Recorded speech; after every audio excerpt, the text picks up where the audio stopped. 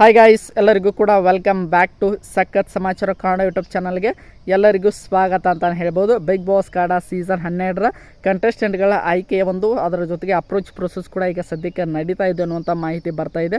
ಅದರ ಜೊತೆಗೆ ಹೊಸ ಕಂಟೆಸ್ಟೆಂಟ್ಗೆ ಒಂದು ಅಪ್ರೋಚ್ ಹೋಗಿದೆ ಅನ್ನುವಂಥ ಮಾಹಿತಿ ಕೂಡ ಬರ್ತಾ ಇದೆ ಸ್ನೇಹಿತರೆ. ಅದು ಯಾರಪ್ಪ ಅಂದರೆ ಅವರ ಹೆಸರು ರಜನಿ ಅಂತಾನೆ ಹೇಳ್ಬೋದು ಸ್ನೇಹಿತರೆ.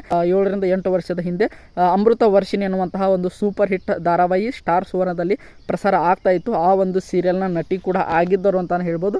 ಅದರ ಜೊತೆಗೆ ಇವರು ಒಬ್ಬ ಒಳ್ಳೆ ಡಾನ್ಸರ್ ಕೂಡ ಅಂತಾನೆ ಹೇಳ್ಬೋದು ಸ್ನೇಹಿತರೆ. ಅದರ ಜೊತೆಗೆ ಒಬ್ಬ ಒಳ್ಳೆ ಸಿಂಗರ್ ಕೂಡ ಅಂತಾನೆ ಹೇಳ್ಬೋದು ಸ್ನೇಹಿತರೆ. ಒಂದೇ ಸ್ಪರ್ಧೆಯಲ್ಲಿ ಇಷ್ಟೆಲ್ಲ ಒಂದು ರೀತಿಯಾಗಿ ಕ್ವಾಲಿಟೀಸ್ ಇರುವುದು ತುಂಬಾ ರೇರ್ ಅಂತಾನೆ ಹೇಳ್ಬೋದು. ಇಂಥ ಒಬ್ಬ contestant Big Boss Kannada season 12ಕ್ಕೆ ಬಂದರೆ ತುಂಬಾ ಚೆನ್ನಾಗಿರುತ್ತದೆ. ಇವರಿಗೆ ಅಪ್ರೋಚ್ ಹೋಗಿದೆ ಅನ್ನುವಂಥ ಮಾಹಿತಿ ಬರ್ತಾ ಇದೆ.